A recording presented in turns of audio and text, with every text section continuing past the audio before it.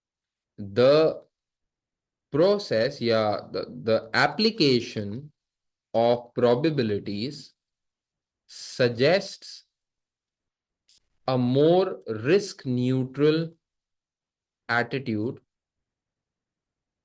towards decision making, right? However, it is possible that Guinea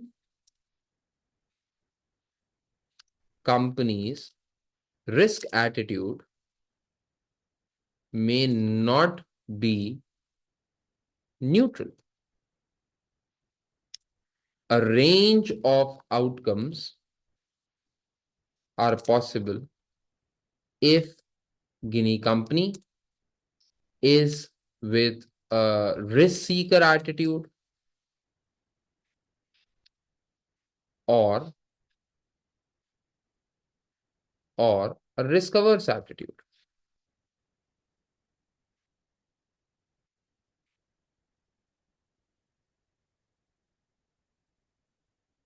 The point is, management risk attitude has not been incorporated into above analysis. ठीक है, हमने कहीं पे यहाँ पे ना ये पढ़ा, ना ये असेस किया, ना ये किसी को इंटरव्यू किया ये अंदाजा लगाने के लिए कि वाकई में गिनी कंपनी का जो रिस्क एटीट्यूड है वो रिस्क एटीट्यूड रिस्क सीकर वाला है, रिस्क अवर्स वाला है या न्यूट्रलिटी वाला है। हमने सिर्फ एक्सपेक्टेड एनपीवी निकाल दी और अपनी रिपोर्ट में पेश कर दिया पॉजिटिव एनपीवी है, प्रोजेक्ट में पैसा लगा दो। लेकिन इस बात की कोई गारंटी नहीं है हमारे पास अपनी एनालिसिस के अंदर कि ये प्रोबेबिलिटी की बेसिस पे जो चीज हमने कैलकुलेट करी ये कंपनी की रिस्क स्ट्रेटेजी के साथ अलाइन होती है या नहीं होती है। तो the decision itself may not be viable, may not correctly align with the companies core values. ये एक बात हो सकती है। लिमिटेशंस और क्या हो सकती हैं प्रोबेबिलिटी एनालिसिस की? हाँ, अच्छा, एक चीज जरा मेरे पास जगह कम हो गई है, एक और limitation. probability analysis, since it represents statistics, therefore only long term data, ये मैंने थोड़ी सी पॉइंट नंबर 1 के अंदर भी टच किया था, लेकिन I am clarifying what I am trying to say. probability analysis, since it represents statistics, therefore only long term data can provide for a meaningful probability. Not sure if long term data had been analyzed to develop these probabilities.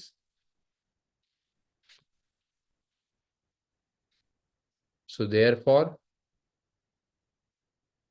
there is a great likelihood that variable cost does not remain $54 per unit, and hence NPV results may be different. What I'm trying to make, मैं आपको समझाता हूँ मेरा point क्या है। देखिए भैया, मेरा पॉइंट ये है, देखिए याद रखिएगा, प्रोबेबिलिटी एनालिसिस ना एक स्टेटिस्टिक्स की टेक्निक है। और जब भी आप स्टेटिस्टिक्स की कोई भी टेक्निक अप्लाई करते हैं ना, तो स्टेटिस्टिक्स की टेक्निक तभी अच्छा आपको रिजल्ट ला के देती है जब उसको अप्लाई किया जाए based on long term data. जैसे एफएम के अंदर आप आगे चल के पढ़ेंगे भी, स्टॉक मार्केट एनालिसिस होती है। स्टॉक मार्केट एनालिसिस पता है कैसे होती है? कि हम देखते हैं मिसाल के तौर पे फुट से 100 के अंदर या फुट से 50 के अंदर पिछले 20 सालों के अंदर हर रिसेशन पे किस स्टॉक की प्राइसेस नीचे गई। तो आप पिछले 20 साल का डेटा देखते हैं, पिछले 40 साल का डेटा जो है आप डेटा देखते हैं।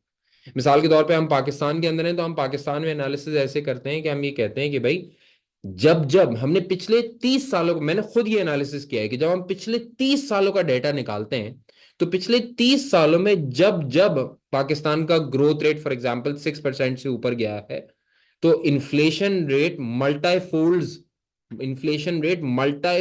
इंक्रीज कर जाता है। You know the point I am trying to make is, जब भी आप स्टेटिस्टिक्स की कोई भी टेक्निक फॉलो करते हैं कोई बात इन्फर करने के लिए, तो आपको लॉन्ग टर्म डेटा एनालिसिस करनी पड़ती है।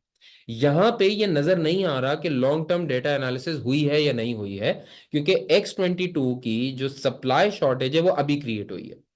तो इसका मतलब there is a great likelihood कि since no long term data has been analysed, जो हिस्ट्री के अंदर हुआ वो पॉजिटिवली फ्यूचर के अंदर होगा, इस बात की कोई गारंटी नहीं दी जा सकती।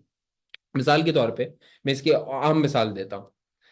जो टीचर मेरे जैसा मिसाल के तौर पे पिछले 14-15 साल से पढ़ा रहा हो ना, तो वो देख के बता देता है कि यार ये बच्चा पास होगा और ये बच्चा पास नहीं होगा।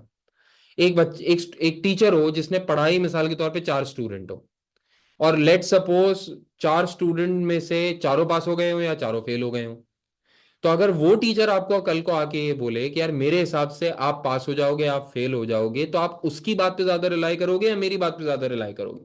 आप बोलोगे यार ये वाले इंसान जो हैं ये ज्यादा अरसे से पढ़ा रहे हैं, इन्होंने हर टाइप के बच्चों को पढ़ाया हुआ होगा, शायद हमने जो इनसे सवाल किए या हमारी जो इन्होंने परफॉर्मेंस देखी उससे ये बेहतर इन्फर कर पा रहे होंगे, बिकॉज जो जो जो स्पैन ऑफ डेटा है या जो पॉपुलेशन उनके पास मौजूद है वो काफी लॉन्ग टर्म की पॉपुलेशन इनके पास मौजूद है, जिसके ऊपर ये अपना डिसीजन दे रहे हैं। तो आप जाहिर सी बात है मेरी बात को आप ज्यादा फोकियत देंगे, मेरी बात को आप ज्यादा प्रेफर करेंगे as compare to any other person. Likewise same is the game with numbers as well. जितना लंबा डाटा एनालिसिस किया हुआ होता है उतना ही आप ज्यादा कह सकते हैं कि पास्ट फ्यूचर को रिप्रेजेंट करेगा। लेकिन अगर आप 1, 2, 3, 4, 6 महीनों के डाटा के ऊपर फ्यूचर को प्रिडिक्ट करने की कोशिश करें, तो this may not result in what you really expect, right? So आप देखें ना, आपने वेरिएबल कॉस्ट निकाली है भाई 54 की वेरिएबल कॉस्ट आपने निकाली है। अगर आप 54 की वेरिएबल कॉस्ट देखें ना, तो इन दोनों से ऊपर है और इन दोनों से ऑब्वियस सी बात है नीचे है। तो 54 की जो जो आपने एवरेज निकाला वो इन दोनों एरिया से ऊपर है। अब दोनों बातें समझ में आ रही हैं। Technically speaking there is a 40% chance, मेरी बात को गौर से सुनना, बताना समझ में आया नहीं आया। Technically speaking there is a 40% probability, दो ट्वेंटीज को मिला के 40 कह रहा हूं, देर इज अ 40% प्रोबेबिलिटी के वेरिएबल कॉस्ट 54 से ज्यादा होगी, या तो 60 होगी या तो 70 होगी। बात समझ में आ रही है? And technically speaking, there is a 60% chance, there is a 60% probability, cumulative probability, that the variable cost will be less than 54, क्योंकि 50 भी 54 से लेस है, 40 भी 54 से लेस है। The point I am trying to make is 54 की जो आपने एक एक्सपेक्टेड एनपीवी वेरिएबल कॉस्ट निकाली, इस बात की कोई गारंटी नहीं है कि एक्चुअल में भी इतनी आएगी। देर इज अ 40% चांस कि वो ज्यादा आएगी 54 से, देर इज अ 60% चांस कि वो 54 से कम आएगी। इन दोनों की बीच की चीज आपने बस कैलकुलेट की है, ये आपके रिजल्ट्स को कंफर्म नहीं करती। क्लियर? मुझे बताएं, सब लोगों को बात समझ में आती है? बताइए, सब लोगों को बात समझ में आती है? और सब लोग जरा ये भी बताइए, was it a difficult question as per your say? क्योंकि तुम लोगों ने इतनी सारी प्रैक्टिस कर ली है, almost entire examination kit has been done. तो मुझे बताएं, क्या ये मुश्किल था? Not at all. अभी जो तुम लोग बोल रहे हो ना, नॉट एट ऑल वाले लोगों और इजी वाले लोगों और नो वाले लोगों, ये एग्जाम के अंदर भी मेक श्योर करना कि भाई अब ये कर लो। सही है ना भाई? बदतमीजी नहीं करना एग्जाम के अंदर। सब लोग बोलते हैं, हम पढ़ा रहे होते हैं, स्टूडेंट्स कहते हैं सर ये तो हलवा है हम कर लेंगे, जब बारी आती है तो बोलते हैं सर ये तो बहुत मुश्किल है, बहुत मुश्किल है। ऐसे नहीं करना, ठीक है? Entirely controllable, entirely controllable, nothing that I saw in this question कि आप नहीं कर सकते थे। ठीक है? Okay, alright.